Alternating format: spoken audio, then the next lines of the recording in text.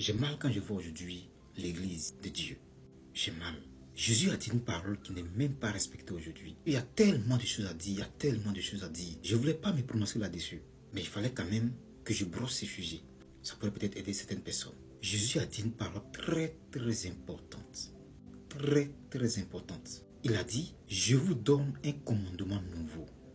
Aimez-vous les uns les autres comme je vous ai aimé. Il a dit, je vous donne un commandement nouveau. Aimez-vous les uns les autres comme je vous ai aimé. Il y a tellement de choses à dire sur l'amour. Tellement de choses à dire sur l'amour.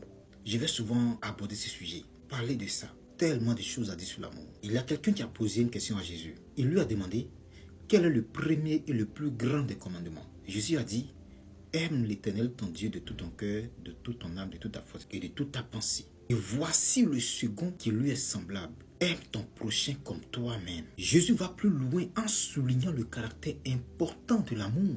En soulignant ses commandements comme la clé pour obtenir la faveur de Dieu. Jésus va plus loin en disant, de ces deux commandements dépend toute la loi et les prophètes. Ça veut dire que l'église de Christ est fondée sur l'amour. Mais je suis désolé de le dire, l'amour n'est pas au milieu de nous. L'amour n'est pas au milieu des chrétiens. J'ai entendu cette parole un jour, je ne voulais pas en parler, mais il faut que j'en parle. Quelqu'un a dit que si vous voulez vous marier, ne vous mariez pas dans les autres églises. Qu'est-ce qui prouve que ces églises-là sont dans la vérité? Ça veut dire que si tu veux te marier avec quelqu'un d'une autre église, qu'est-ce qui prouve que cette personne d'une autre église-là est sauvée? Parce que si tu te maries avec cette personne et que cette personne n'est pas sauvée, cette personne va t'entraîner avec elle ou t'entraîner dans la ruine. Mais cette parole a été directe et très mal placée. Il aurait pu dire, avant de te marier, sois-en sûr que cette personne avec qui tu te maries est dans la vérité. C'est ce qu'il devrait dire. Mais quand tu dis, ne vous mariez pas dans les autres églises, tu pointes du doigt les autres églises et tu dis que seule ton église demeure dans la vérité. C'est très grave. Ça limite ici l'église de Dieu. Ça limite ici l'amour de Christ. Parce que les fidèles de ton église vont voir les autres églises comme des églises qui sont dans le faux. Tout ce que vous devez faire, c'est entre vous. Vous n'avez pas de problème avec les autres églises parce que les autres églises sont dans le faux.